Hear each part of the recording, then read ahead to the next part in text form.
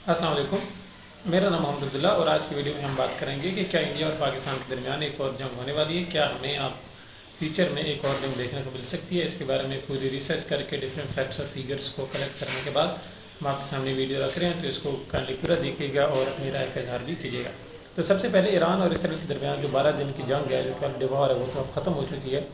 لیکن اس جنگ نے ایک نئے وار کو ایکسپوز کر دیا ہے، ایک نئی جنگ کو ایکسپوز کر دیا۔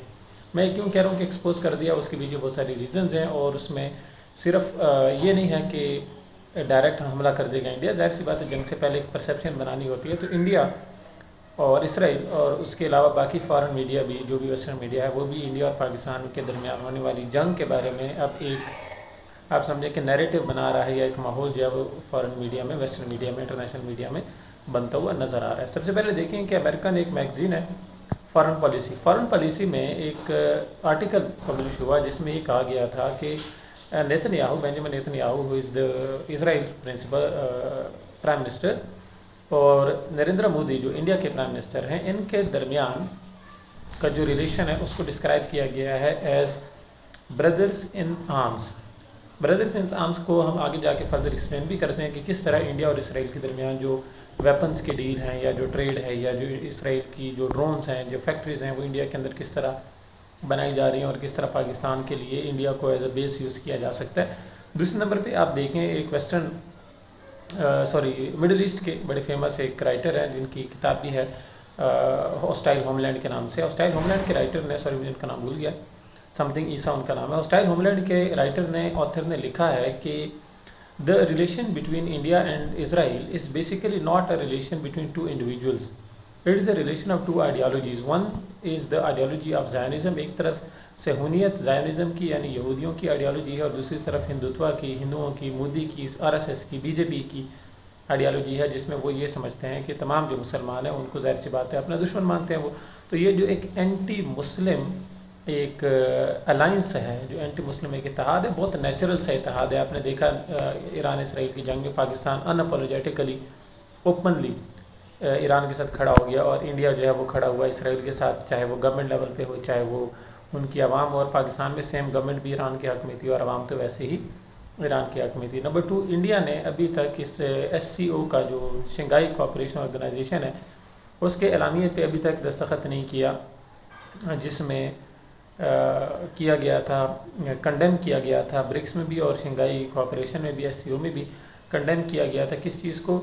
نمبر 1، پاکستان کے اوپر انڈیا کے اٹیک کو SCO میں کنڈیم کیا گیا، یعنی انڈیا چاہتا تھا کہ SCO میں یہ بات جائے کہ پاکستان ٹیررزم کرتا ہے، جو کہ نہیں گئی، تو اس پہ انڈیا نے سائن نہیں کیا، ان کی فارن منسٹر نے۔ اور دوسرا، جو برکس کی طرف سے اسرائیل کے حملوں کے خلاف ایک کنڈمنیشن آئی تھی، اس میں بھی انڈیا نے اس کو سے بھی خود کو الگ کر لیا تھا۔ Number 3، India is gradually purchasing weapons, not gradually but very rapidly, very quickly, very fastly. India بہت تیزی سے ویپنس، ہتھیار خرید رہا ہے ویسٹرن ورلڈ سے، اسرائیل سے بھی وہ ہے ویپنس خرید رہا ہے۔ رشیا سے انہوں نے اب S-400 کے فردر جو بیٹریز ہیں، S-400 جو میزائل ڈیفنس سسٹم ہے، اس کے معاہدے شروع کیے ہیں، اور امریکہ سے ان کی ڈیل چل رہی ہے F-35 کی، جو کہ ایک اسٹیلتھ 5th جنریشن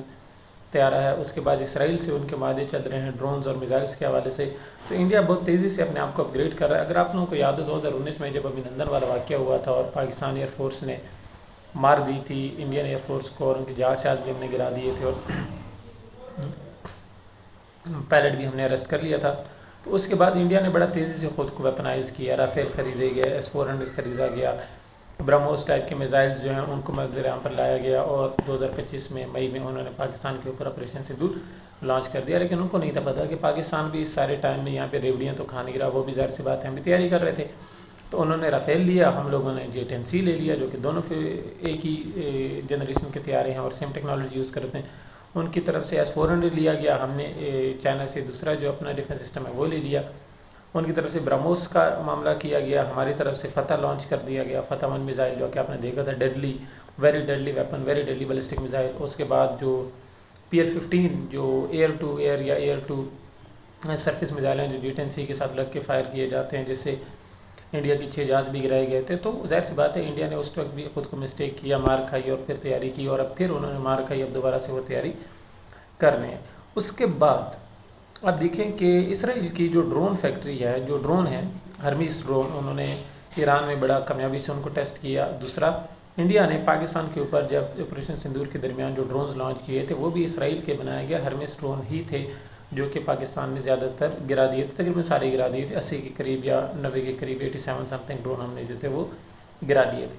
ان ڈرونز کو بنانے کی جو فیکٹری ہے، اب یہ بتایا جا رہا ہے کہ وہ اسرائیل انڈیا کے اندر لگا رہا ہے، یعنی انسٹیڈ آف کہ اسرائیل میں ڈرونز بنے اور ان کو انڈیا تک لایا جائے، انڈیا میں ہی بنائیں اور انڈیا میں ہی اس کو جو ہے ان کی فیکٹری لگائی گئی اور انڈیا میں ان کو تیار کیا جائے اور انڈیا کو دے دیے جائیں۔ نمبر 2، آپ دیکھیں میں نے بھی بات کی تھی فارن پالیسی کے ایک آرٹیکل کی۔ دوسری نمبر پہ آپ دیکھیں میر مصری، ایک اسرائیلی پروفیسر آف، وہ ہیں ڈائریکٹر ہیں جیو پالیٹکس کے، director of geopolitics in the Hebrew University یروشلم، یروشلم میں جو ہیبریڈ یونیورسٹی ہے اس کے جیو پالیٹکس کے ڈائریکٹر ہیں یہ صاحب، اور ظاہر سی بات ہے وہ گورنمنٹ لیول تک ان کی اپروچ ہے۔ تو انہوں نے ایران اور اسرائیل جنگ کے درمیان ایک ٹویٹ کیا تھا، بڑا فیمس ان کا ٹویٹ ہوا تھا کہ آفٹر اسرائیل ڈی نیوکلرائزز، یا آفٹر